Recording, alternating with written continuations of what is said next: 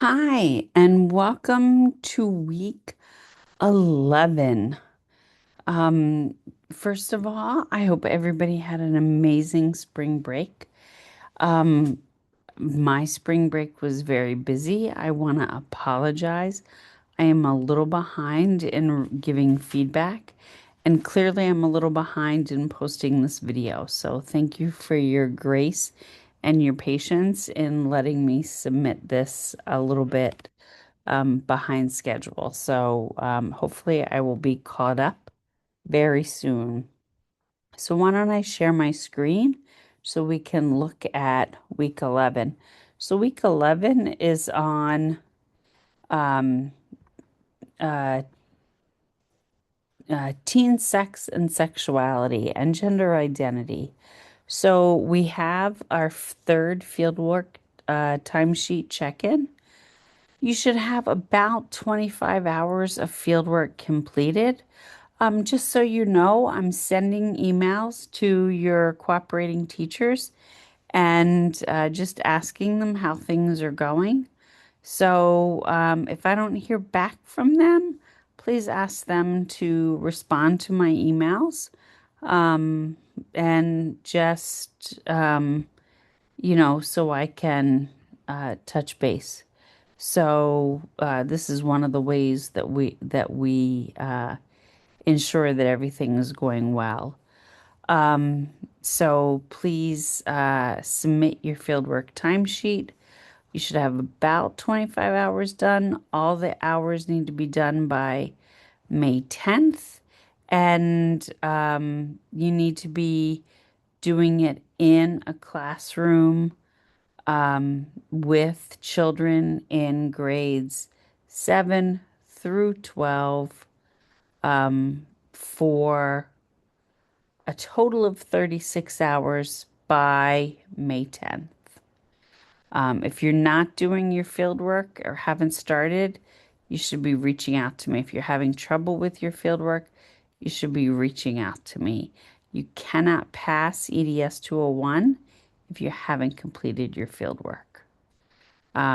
So just want to make sure we're on the same page about that. The reading for this module, there's several readings. You have one from Jones on sexual activity in adolescence, another one from Jones and the team that works with Jones on sexuality and gender identity, and then one reading on teen sex and the decrease in teen sex in the US. Then, of course, there's the note-taking form, and there's some additional resources on, there's a summary of the Dolgan textbook, which we're not using, but there's some summary notes there and some slides that I hope were helpful. Then there's the observation number 3 that's due, and I will have a separate video for that. And then the other thing that's due, and I see it's not here, so I will put it up, is your participation task for week 11. So let's add that in. And it is now here. There we go. So that's on teen sex, sexuality, and gender identity. So I'm asking you basically 5 questions. Um, so reflect on your middle and high school experience. What do you wish staff at the school you attended, either middle or high school, had done differently to support healthy adolescent sex, sexuality, and gender identity development? Cite sources from this module in your answer.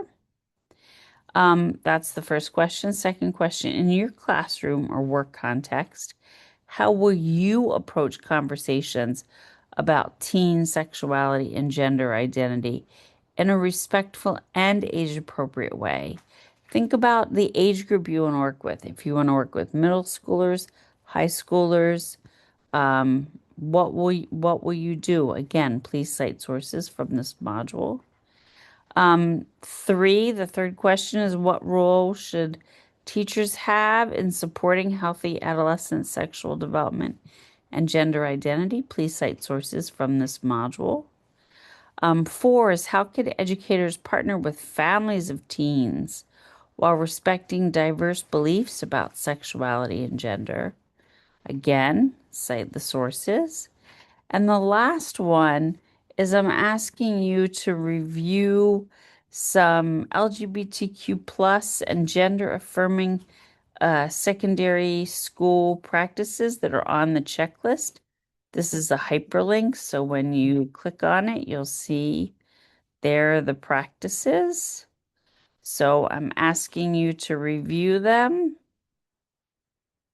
Let's see here. Okay, let's go back. Let's go here. There we are.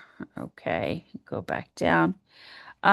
Select three practices that you feel are most important. Clearly, all of them are very important. But what are three that you feel are most important? And explain why you selected the practices and how the practices you selected should be implemented in your school or work context.